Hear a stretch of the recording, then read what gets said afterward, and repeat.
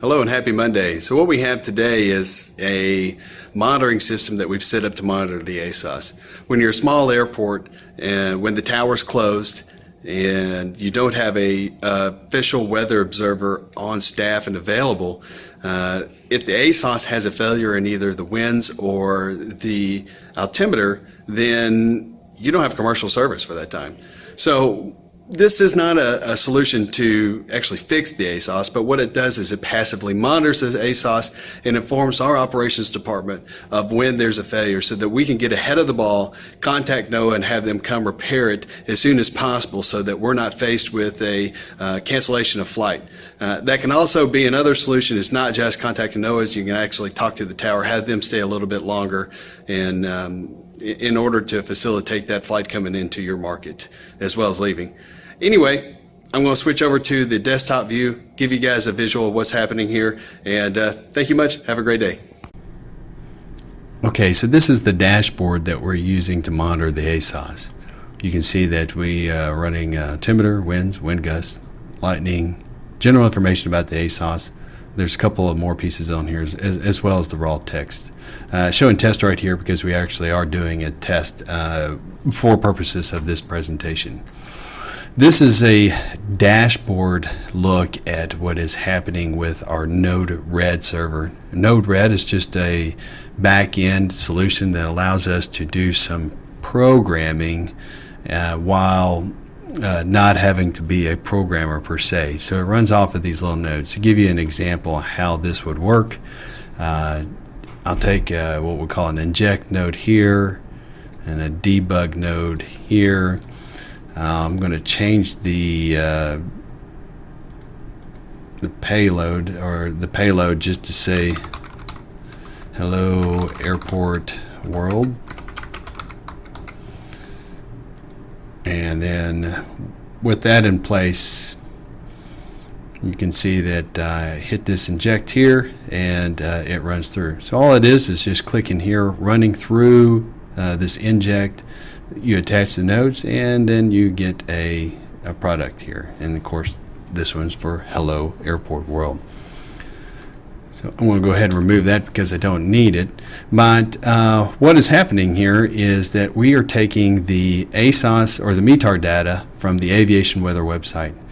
This is available, it's a public access item. It's in what we call a XML spreadsheet, but what you can see, this is what the METAR data is and is published. This is published via online. So this node right here says every 5 minutes I want you to access the aviation weather website. I want you to parse or split out the details that I'm looking for. In this case, we have winds, wind gust, altimeter, the raw text. Temperature is something that we'll be integrating later in another iteration. But for what we're doing here, temperature is not needed. And then it splits that information into a visual aspect of it. Now, in the introduction, I was talking about when winds or altimeter is missing, or in this case, NA, we need an alert. And that's what is happening here. So not only is the dashboard running here, but there's also an email back in, and this will send emails to our Gmail account that we run, as well as our operations email for our company distribution list. And so when the winds are missing or the altimeter is missing, an email goes out. Right now I have the operations cut off because I don't want them to get an email that as I test this for purposes of this particular presentation. But we can show you how it interfaces. We can show you how it interfaces here with using some of our test injecting nodes right here. So I have a test one with normally operating altimeter or METAR readings. You can see that the winds are at 10 for this one. We have our test node, but we see that the ASOS is online, winds are online, altimeter is online. If I want to do no winds check, I hit the inject here. You see that winds are showing as missing on the dashboard. And then when I look at the email, here's the email that's distributed out. ASOS is not reporting winds. We can confirm this by checking the dashboard, calling the ASOS, or checking online. If it's down for more than an hour, we contact the NOAA technician to come and repair the ASOS. Same thing for the altimeter. I can click this. Winds were reported on that last one back at 10, but the altimeter's missing. So we should now have an email that says not reporting altimeter. The same pieces apply. So this isn't to fix the ASOS weather station. This is to monitor the ASOS weather station so that if there is a problem, we can get ahead of the curve.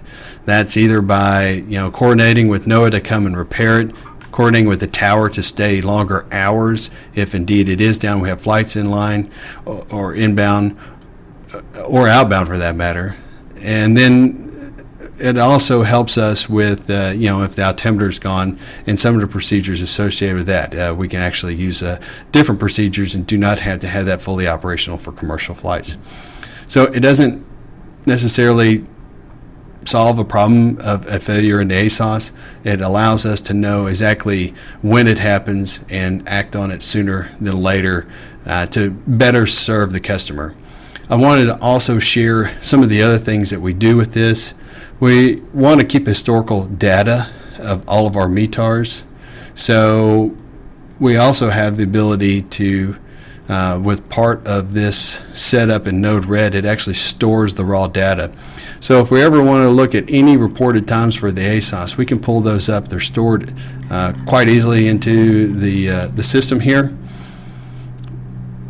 We can open up, take a look, and you can see that the reporting of the METAR data is always available for us.